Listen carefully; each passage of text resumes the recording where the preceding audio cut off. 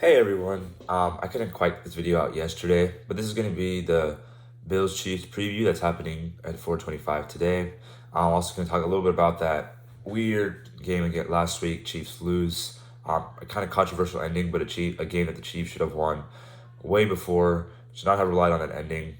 It is what it is, and we're going to talk a little bit about that right now. So, last game, we all hope to see the offense got simplified a little bit. Run the ball, pass to Rashee Rice, Travis Kelsey. It worked pretty well, but the Chiefs just weren't able to execute in the end zone in the red zone early. And unlike the Raiders game, the Chiefs couldn't rely on their defense to actually keep getting stops. So like in the Raiders game, the Chiefs defense obviously gave up the first two touchdowns, but after that they were pretty much locked down the rest of the game. Against the Packers, they kept giving up touchdowns and big plays.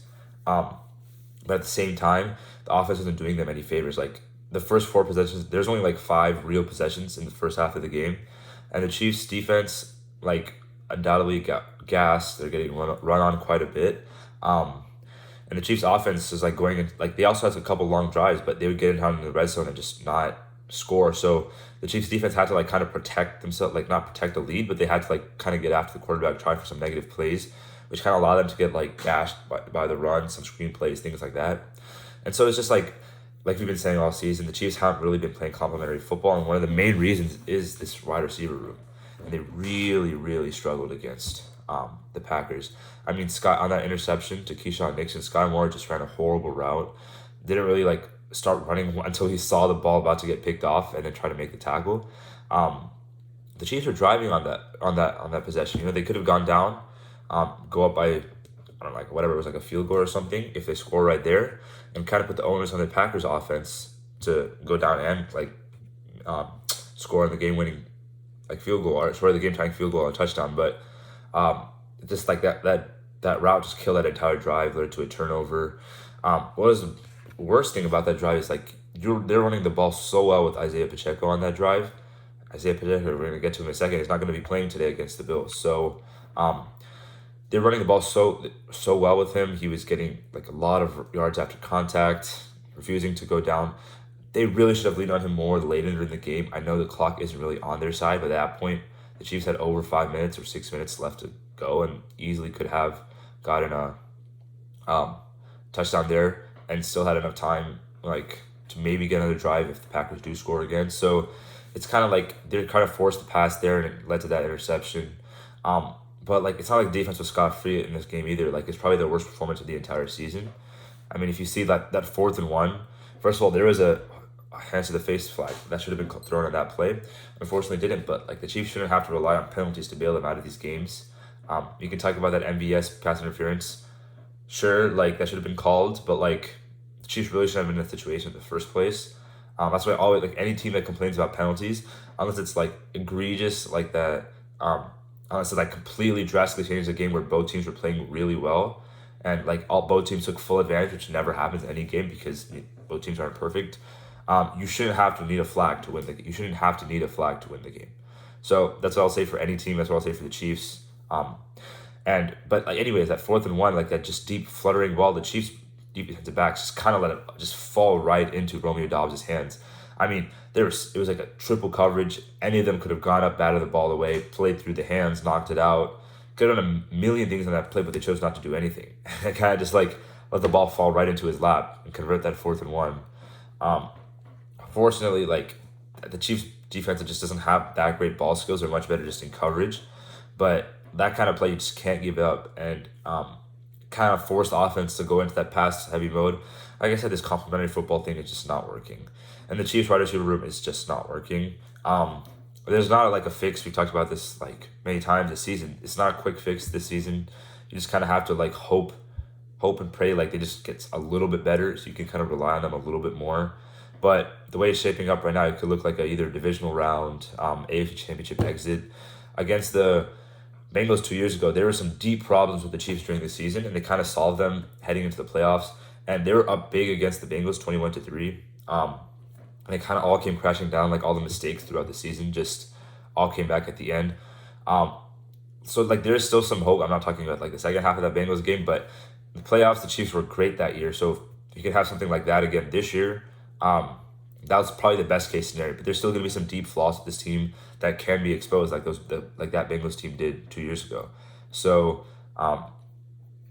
like at this point, like you just kind of hope, like Patrick Mahomes keeps you in any game, just get into the playoffs. The 1 seed is kind of like, I want to say a long shot. It's pretty much plausible still, and maybe if the Chiefs win out, like they're basically like almost guaranteed because the Ravens and Dolphins play each other, so one of them is going to get down to 4 losses, and the Chiefs keep losing outside the conference, so that's helping them a lot in these tiebreakers. Obviously, you don't want like that kind of help, but you don't want to keep losing, but like losing outside the conference is much better for that tiebreaker. And if they end up if everyone ends up like 13-4, the Chiefs are definitely going to have the tiebreaker. So if the Chiefs win out, basically, and like after this week, it's pretty, like I said this before the Packers game, like they have a pretty easy end to the season, except the Packers and the Bills, because the Packers and the Bills can be feisty. The Bills have had like a pretty bad season so far, but I mean, they're the Bills. It's like Josh Allen, like he's beat the Chiefs in the regular season at Arrowhead twice in a row already. Can't get it done in the playoffs, but at least in the regular season, he's kind of had the Chiefs' number. So this is gonna be a really important game for the Chiefs. Like there should be no more holding back, even if Andy Reid is doing some of that weird stuff still. And that brings us right into this Chiefs game, where I think, like I said, the Bills had not the season they wanted to. Coming into this game, I think at 500 exactly, basically need to win out or maybe only lose one more game to have a shot at the playoffs.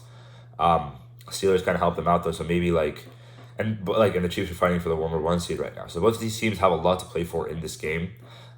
During the week, let me just talk about the injuries right now. I think Isaiah Pacheco, Drew Tranquill, Brian Cook, and Donovan Smith are all out for this game. So you're going to see Wanya Morris get his first start at left tackle, Clyde Edwards-Helaire starting at running back. Against the Packers, Jack Cochran did a pretty decent job of playing MLB, like with the green dot. So probably see him in this game. Actually, no, Nick Bolton's back for this game. So he's going to take over that role, and Jack Cochran will be the backup instead of Drew Tranquill. And then Brian Cook, you're just going to have either like Chamari Connor or Mike Edwards just fill into that second and third safety slots. So that's like this for the Chiefs defense. Chiefs injuries kind of took a big hit against the Packers playing in that cold. Brian Cook is lucky to have escaped without like any ankle fractures or anything, just a sprain. He could be back by the end of the season, heading into the playoffs. I know he was placed on IR, so the first time he's eligible to return is week 18. So we'll see if he does come back by the end of the season. And the rest of this should be like none of the rest were placed on IR, so they should be back pretty soon. I think Drew Tranquill was just in concussion protocol and couldn't clear it. So that's good for like at least for the next game. But this game is really important that we're talking about. So the Bills defense has had a couple of key losses. Matt Milano, Trey White, Von Miller is not playing remotely close to how he should be playing. So the Chiefs offense has an opportunity. We've said it repeatedly. They have an opportunity to go against a defense, either like with injuries or overall kind of like not the best defense. They haven't really executed. I mean, the time is now for the Chiefs offense to execute. Like the time was 3 or 4 weeks ago, but like it's really on them now. Like if they really want to control the destiny heading into the playoffs, it's on them in this game. I like to say I have hope, but I kind of had hope in the past few weeks. Haven't really seen it. Just kind of hoping to see at least some improvement. I mean, even if they lose this game, the Chiefs are going to make the playoffs pretty solidly. I'm okay with not playing the AFC Championship at Arrowhead. It's have to have happened eventually. Like this is not gonna continue on forever. So I'm okay with it, but obviously the best case scenario is the Chiefs win.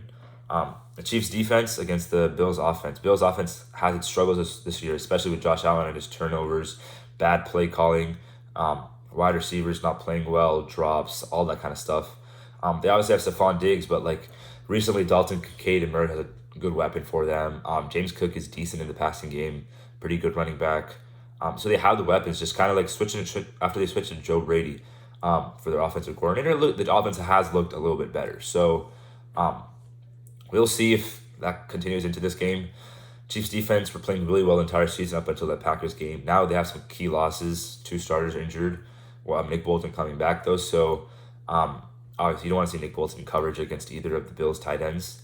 So hopefully nothing terrible happens there. But just like the Chiefs, like defense has been kind of opportunistic this year, and they should hopefully try to take advantage of a Bills team that does turn the ball over a lot, and hopefully keep the Chiefs offense in this game for as long as they can, and the Chiefs offense will need to deliver.